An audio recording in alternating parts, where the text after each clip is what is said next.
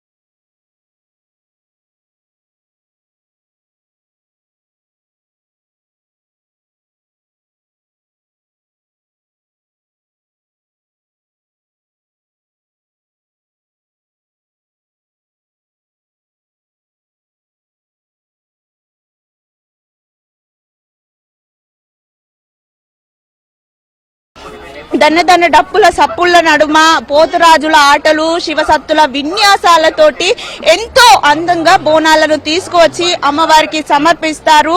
కుండ మీద కుండ పెట్టి గండ దీపం మీద పెట్టి మీ గుండె నిండా నిన్ను వేడుకుంటున్నాము తల్లి గండాలు బాపు అంటూ కూడా అమ్మవారికి బోనాలను సమర్పిస్తున్నారు.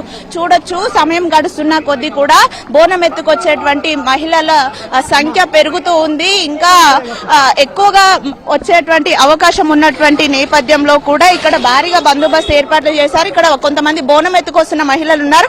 అమ్మ చెప్పండి, ఎక్కడి నుంచి మీరు వస్తున్నారు? ఎన్ని ఇయర్స్ గా అమ్మవారికి బోనం సమర్పిస్తున్నారు? మేము చాలా ఇయర్స్ నుండి సమర్పిస్తాం. మేము ఇక్కడనే షేక్పేట్ లో ఉంటాము.